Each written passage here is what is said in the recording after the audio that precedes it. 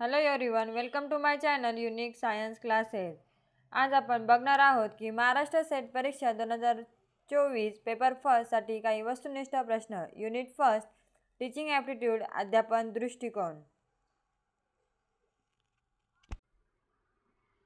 प्रश्न क्रमांक 248, टिंबटिंब काळात पाठांतर हे फायदेशीर ठरते। पर्याय क्रमांक अ, अध्ययनाच्या सुरुवातीच्या, पर्याय क्रमांक ब, अध्ययनाच्या शेवटच्या, पर्याय क्रमांक क, अध्ययनाच्या सुरुवातीच्या व शेवटच्या, पर्याय क्रमांक ड, संपूर्ण अध्ययनाच्या। तर उत्तर आहे पर्याय क्रमांक ब, अध्ययनाच्या शेवटच्या, पर्याय क्रमांक ब। प्रश्न क्रमांक 249, टिंबटिंब हे शिक्षणाचे राष्ट्रीय उद्दिष्ट आहे। पर्याय क्रमांक अ, अनुत्पादन क्षमता, पर्याय क्रमांक ब, स्वयंपूर्णता, पर्याय क्रमांक क, उत्पादन क्षमता, पर्याय क्रमांक ड, यांपैकी नाही। उत्तर आहे पर्याय क्रमांक क, उत्पादन क्षमता। प्रश्न क्रमांक 250, टिंबटिंब शिक्षणामुळे व्यक्ती स्वतःच्या पायावर उभी राहू शकते। पर्याय क्रमांक अ, व्यावसायिक, पर्याय क्रमांक ब, अनौपचारिक, पर्याय क्रमांक क, औपचारिक, पर्याय क्रमांक ड, अव्यावसायिक। तर उत्तर आहे पर्याय क्रमांक अ, व्यावसायिक। प्रश्न क्रमांक 251, मूल्यमापन प्रक्रियेचे उद्दिष्टे कोणते? पर्याय क्रमांक अ, जे जे ऐकले वाचले त्याची पुनरावृत्ती, पर्याय क्रमांक ब, विद्यार्थ्यांची चकवणाऱ्या पद्धतीत परीक्षा घेणे, पर्याय क्रमांक क, विद्यार्थ्यांच्या आकलन पातळीची तपासणी करणे, पर्याय क्रमांक ड, विद्यार्थ्यांनी मिळवलेल्या माहितीची पातळी तपासणे। तर उत्तर आहे पर्याय क्रमांक क, विद्यार्थ्यांच्या आकलन पातळीची तपासणी करणे। प्रश्न क्रमांक 252, विद्यार्थ्यांना स्वयंअध्ययनासाठी प्रेरित केले पाहिजे। विद्यार्थ्यांना स्वयंअध्ययनाची संधी उपलब्ध करून देण्यासाठी खालीलपैकी कोणता मार्ग वापरता येईल? पर्याय क्रमांक अ, प्रत्येक विद्यार्थ्याला पाठ्यपुस्तके मिळवून देणे, पर्याय क्रमांक ब, व्याख्यानात विविध संदर्भ ग्रंथांचा उल्लेख करणे, पर्याय क्रमांक क, विषय क्षेत्रातील तज्ज्ञांची व्याख्याने ऐकण्याची संधी देणे, पर्याय क्रमांक ड, वर्गातील चर्चासत्रात निबंध वाचण्याची संधी देणे। तर उत्तर आहे पर्याय क्रमांक ब, व्याख्यानात विविध संदर्भ ग्रंथांचा उल्लेख करणे। तर उत्तर आहे पर्याय क्रमांक ब। प्रश्न क्रमांक 253, परिणामकारक अध्यापन हे टिंबटिंबाचे फलित असते। पर्याय क्रमांक अ,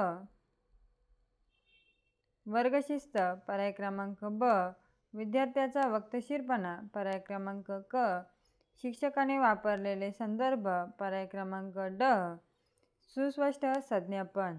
तर उत्तर आहे पर्याय क्रमांक ड, सुस्पष्टता संज्ञापन।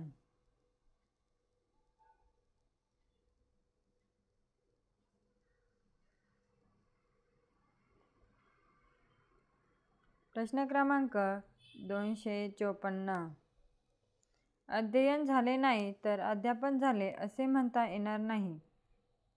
अध्ययन झाले नाही तर अध्यापन झाले असे म्हणता येणार नाही। पर्याय क्रमांक अ, हे विधान बरोबर आहे, पर्याय क्रमांक ब, हे विधान चूक आहे, पर्याय क्रमांक क, हे विधान अनिश्चित आहे, पर्याय क्रमांक ड, हे विधान केवळ कल्पनाशक्तीवर आधारित आहे, पर्याय क्रमांक अ, हे विधान बरोबर आहे। उत्तर काय आहे? हे विधान बरोबर आहे। प्रश्न क्रमांक 255, शिक्षकाच्या कार्याचे मोजमापन टिंबटिंब, पर्याय क्रमांक अ, शिक्षकाने किती शिकवले यावर असते, पर्याय क्रमांक ब,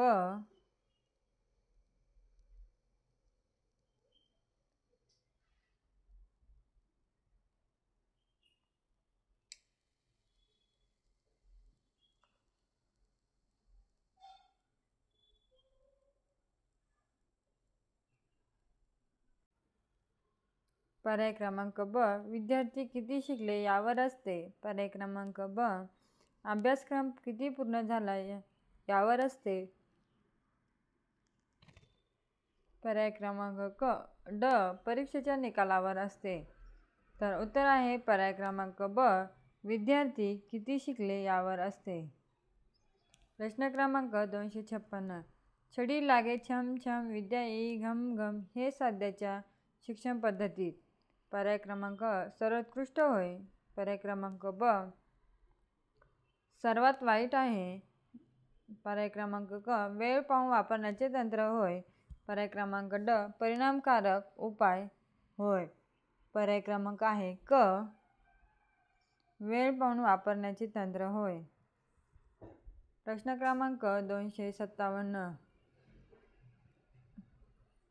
शिकवणाऱ्याने एकतर्फी बोलणे व शिकणाऱ्याने त्याचे बोलणे ऐकणे हे विधान टिंब पद्धतीला लागू होते. पर्याय क्रमांक स्वयंअध्ययन. पर्याय क्रमांक ब गटचर्चा.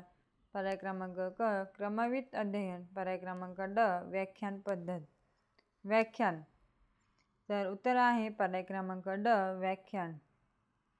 प्रश्न क्रमांक 258 व्याख्यानाचा प्रमुख दोष म्हणजे. पर्याय क्रमांक विद्यार्थी कंटाळतात आणि परिणामी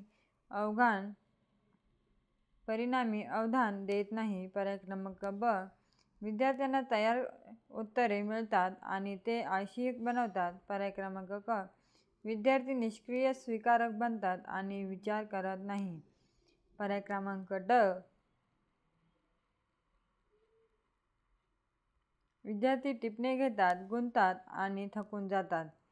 तर उत्तर आहे पर्याय क्रमांक क विद्यार्थी निष्क्रिय स्वीकारक बनतात आणि विचार करत नाही. उत्तर आहे पर्याय क्रमांक क. प्रश्न क्रमांक 259 शिक्षकांनी हे करावे. पर्याय क्रमांक 1 मुलांनी स्वतः शिकावे यासाठी प्रयत्न करावे. पर्याय क्रमांक 2 अभ्यासक्रम लवकर संपविण्यासाठी जादा तासिका घ्याव्या.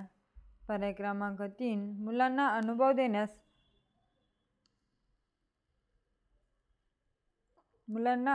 देण्यास प्रेरित करावे. पर्याय क्रमांक 4 मुलांच्या विकासासाठी प्रयत्न करावे. तर उत्तर आहे पर्याय क्रमांक ड शिक्षकाने मुलांना शिकविणे यासाठी प्रयत्न करावे. मुलांना अनुभव घेण्यास प्रेरित करावे. मुलांच्या विकासासाठी प्रयत्न करावे. प्रश्न क्रमांक 260 संशोधनातील पुराव्यांसाठी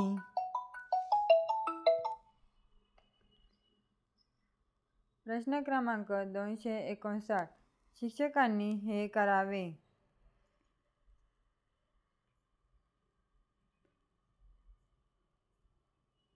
प्रश्न क्रमांक 260 संशोधनातील पुराव्यानुसार अध्यापनाच्या प्रभावीपणाचे मुख्य वर्तन खालीलपैकी कोणते आहे. पर्याय क्रमांक विद्यार्थ्यांच्या कल्पना व योगदानाचा वापर. पर्याय क्रमांक ब संरचनात्मकता. पर्याय क्रमांक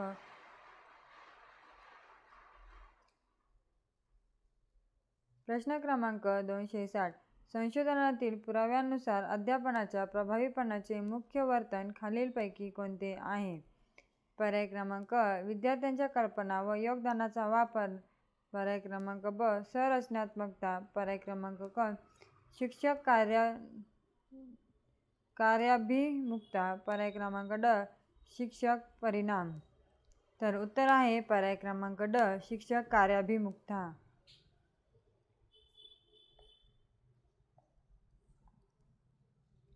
प्रश्न क्रमांक 261 शिक्षकाने हे करू नये. पर्याय क्रमांक आपल्या विविध अनुभवाचा उपयोग शिक्षणात करणे. पर्याय क्रमांक ब शाळेत व परिसरात शैक्षणिक वातावरण निर्मिती करणे. पर्याय क्रमांक क नवीन अध्यापन पद्धतीचा वापर करणे. पर्याय क्रमांक ड कमी गुण